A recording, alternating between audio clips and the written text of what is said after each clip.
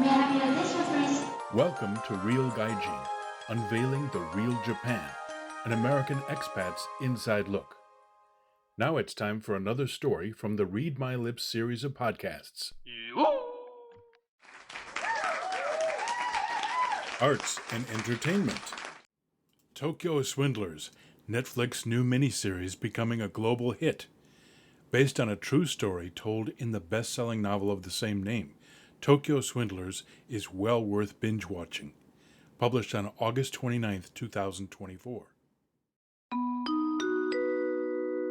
What's new? Netflix drama Tokyo Swindlers, which is called Jimenshitachi in Japanese, has been attracting a lot of attention since its release on July 25, 2024. It has topped the domestic, in Japan, rankings of popular programs and has also made it into the top 3 in the global rankings. Catch up quick! The drama and original book by Ko Shinjo are based on an actual high-profile real estate fraud that took place in 2017. At the time, Sekisui House, a major home builder in Japan, was defrauded of about 5.5 billion yen, approximately $38 million, for the supposed purchase of approximately 600 tsubo, just under 2,000 square meters or 21,350 square feet, of land on the site of an old Japanese traditional inn called Ryokan Umikikan in Nishigotanda Shinagawa Ward, Tokyo, which is located in an exclusive neighborhood in the center of the city. The real estate syndicate that prepared to sell fraudulently this property went to great lengths to impersonate the real landowner and prepare forged identification documents. They then deceived Sekisui House by making the transaction appear as if it had been conducted by the rightful owner. It was a sensational story at the time because it was shocking how a large, well-known company like Sekisui House could be swindled out of such a large sum. In the miniseries, the character of Takashi Aoyagi, played by actor Koji Yamamoto, the general manager of the development division of the housing company modeled after Sekisui House, is duped by a gang of sophisticated criminals. Aoyagi, the developer who falls for the real estate land shark schemes to acquire prime downtown land without knowing he is being duped, was portrayed in a very realistic way, says a former executive officer of Sekisui House who knew the situation in the company at the time, commenting on his impression of the drama. It was not a simple case of fraud. There were problems on the Sekisui House side as well. The real case began in March 2017, when Sekisui House received information that the owner of the inn wanted to sell her land. The inn had closed 2 years earlier, and many real estate agents had their eyes on it as a site for redevelopment. Up to that point, however, the landlord had been adamant that she would never let it go. So, when word got out that she had changed her mind, and Sekisui House was the first to obtain this knowledge, the company was under pressure to act quickly. In the book and Netflix miniseries, the property for sale was not an old inn, but a Buddhist temple. Although rare, old temples in Japan are sometimes sold to make way for new construction. As in the fictionalized account of what happened, there were all sorts of internal politics at play within the top management of Sekisui House. The fictional real estate development manager, who wanted the land on which to build a brand new skyscraper that would become a combined office, hotel, restaurant complex, was actually a pawn of Sekisui House's number 2 executive, who sought the deal to oust the company's chairman by demonstrating his business acumen to the board of directors. With a proposed purchase price of 10 billion yen, approximately $69.2 million, the value of the development was much higher in the fictional drama. Go deeper. The surprising twists and turns of the story, thrilling plot, and dark, fast-paced atmosphere draw both readers and viewers into Japan's underworld. The author of the book, Shinjo, is known for his controversial works that focus on people caught in the dark side of society. The dramatic adaptation captures the viewer's attention with violence and extreme attention to detail. I knew that would be the crux of the novel, so I carefully researched actual cases to find out what tricks the grunts used to successfully carry out their crimes, says author Shinjo, explaining how he wrote the story. The real-life drama is what caught the author's attention. I was surprised that a trillion yen, $6.9 billion company listed on the first section of the Tokyo Stock Exchange with access to the latest technology could be cheated out of millions of dollars in such an analog way, says author Shinjo. Shinjo explained that he did not have to embellish much about the background of his characters because the real-life participants in the story carried a lot of baggage. As I followed the news reports, I became interested in the identity of the suspects who perpetrated the fraud and their methods. Why would they go to such lengths to deceive people? I also wondered about the psychology of the victims who were duped by them. How could they have been fooled? By considering the motivations of both the predators and their prey, I was able to distill the underlying story, says author Shinjo. The boss of the scam, Harrison Yamanaka, is a mysterious character until the very end. The gang of criminals he gathers and manipulates to follow his orders are all unique. The main character, Takumi, played by actor Go Ayano, has a dark past, having lost his family as a victim of a similar real estate fraud. The deeply written psychological portrayal of a victim-turned-perpetrator makes the reader feel emotionally involved with the criminals. At first, I imagined a group of cheerful and ironic criminals like those in Ocean's 11 or The Sting, but I thought that in this day and age, that kind of thing is not really desirable. Then I decided to give them a reason to commit a crime, so I added a darker background to the story to make the reader feel more connected to these characters, says author Shinjo.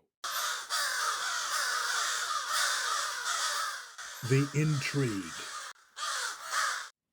Although the method of impersonating the landlord is strictly analog, both the book and the drama show how modern criminals use state-of-the-art technology, such as 3D printers and IC chips, to forge documents, make seals, and driver's licenses.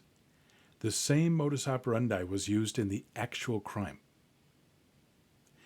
In the real-life case, the Tokyo Metropolitan Police launched an investigation following a complaint from Sekisui House, and in October 2018, several men and women in the criminal group were arrested on charges of attempting to use a forged document and misrepresenting an original electromagnetic notarized deed. Shinjo went far beyond the mechanics of fraud, however. He delved deep into the personality quirks, motivations, and persuasion techniques of the criminals. A characteristic of such a scam is that each gang member has a specific role to play, and how the group works together is critical. Think Ocean's 11. There is a leader who is the ringleader, an informant, or johoya in Japanese, who gathers initial information about the company to be defrauded, a lawyer, or horitsuya, and negotiator, or koshoyaku, who negotiates directly with the target, a counterfeiter, or ninbenshi, who forges official documents such as passports and licenses, an impersonator, or nari sumashiyaku, who pretends to be the landowner, and an arranger, or teihaishi, who carefully recruits and trains often unknown people who are in debt and desperate for money to impersonate the real landowners. The fake landowners had to audition and were selected based on similarities in face, body shape, and general demeanor to the real landowners. In the actual case, the landowner was the owner of an inn, but in the novel, I made her a temple nun. I set the land for the transaction near the new Takanawa Gateway Station, which is not too far from the site of the actual crime in 2017. When I walked around the area, I found that there were many temples in that upscale neighborhood, so I came up with the idea of making the landowner an unmarried nun who had inherited an old temple. A nun would be more visually interesting than a regular landlord, and it would create more drama, says author Shinjo. So as not to be too much of a spoiler, let's just say that this fictional nun had some deviant tendencies, which the criminals in the story took full advantage of. By the numbers. Tokyo Swindlers has been breaking records on several fronts at once. Release date, July 25th, 2024 on Netflix. Production cost. Each episode reportedly cost 100 million yen, just under $700,000, which is more than 3 times the cost of what a typical dramatic crime story usually costs to produce for domestic consumption in Japan. A lot of this money is paid to the actors, but there are apparently some strings attached. Netflix has truly become the black ship of the Japanese entertainment industry, but because it pays such a large guarantee, there are also major restrictions on appearances. In the case of regular Japanese dramas and movies, the basic agreement is that if you accept a job, you are allowed to take on other work as long as there is no direct competition among jobs. This is why, if you are a popular actor, your schedule will be tightly packed with both television dramas and movies. Several of them could end up being released at about the same time.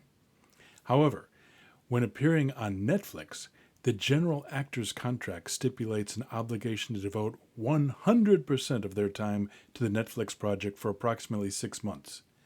This is something that is not customary in the Japanese entertainment industry. Rotten Tomatoes.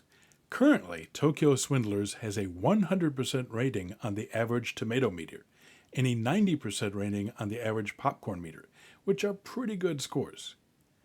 Netflix Japan playback ranking, still number 1 after about 1 month since the initial release. Commentary. As I wrote in a note published on August 12, 2024, this miniseries is so good that my wife and I ended up binge-watching it over 3 nights. This is the kind of intellectual, true crime story that immediately captivates the viewer. Its ties to the Japanese underworld only make it more interesting. I have a confession to make. No, I'm not a land shark. In fact, I worked for several years in an office building in the Takanawa district of central Tokyo, which was a short walk to the famous Sengakuji Temple and the fictional temple that was supposedly for sale in Tokyo Swindlers. So, I have a personal connection to the story and recognize some of the locations where the filming took place. For example, the low underpass under the Yamanote line near the new Takanawa Gateway Station. While I may have given away too much information in the above description, rest assured that there is much more to the story and characters. I deliberately did not even go into the whole subplot about the police detectives who cracked the case, which is a fascinating story all by itself. While the early signs are good, it will be interesting to see if Tokyo Swindlers can gain a significant audience outside of Japan, especially in the American market. It has a good chance of success based on the intriguing story and the talented production quality. The only concern is whether some viewers will tolerate the attention to detail of the actual transaction itself, which is the heart of the scam. Hopefully, the content won't come across as too local, Japanese, to the point that viewers will be turned off by some of the arcane details. Perhaps a westernized version will be produced with Hollywood actors. If you haven't seen this Netflix miniseries yet, make sure you set aside a block of time to watch it. You'll find it hard not to binge watch. What's next? Whether Tokyo Swindlers will achieve the kind of international success that Squid Game, Narcos, and the story of Jeffrey Dahmer have enjoyed remains to be seen. Given that Netflix has 270 million subscribers worldwide, which is roughly twice the total population of Japan, it is inevitable that this new miniseries will continue to do quite well.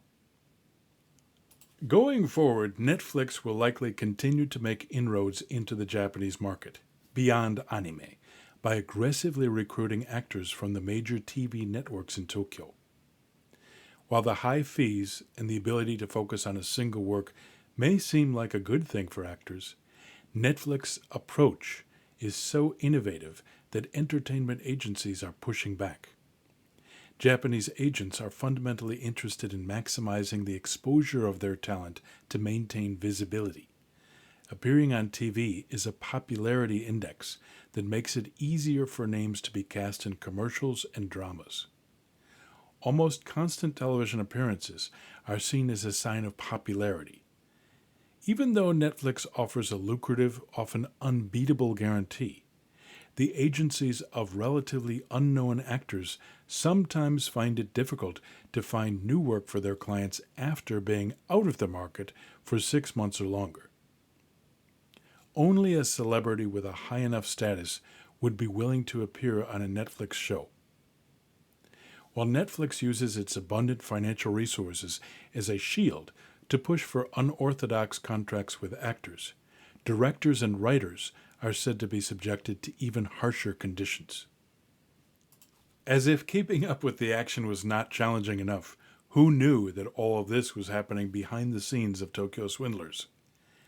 As an avid fan of Netflix and a subscriber since the pre-streaming days when Netflix used to mail DVDs via the post office, Gen Z readers may need to look this up, I, for one, am all for Netflix's dramatic foray into the Japanese miniseries and movie market as a fellow black sheep. Thanks for watching and or listening to another story from the Read My Lips series of podcasts on Real Gaijin. Tell us what you think and be sure to tune in again next time.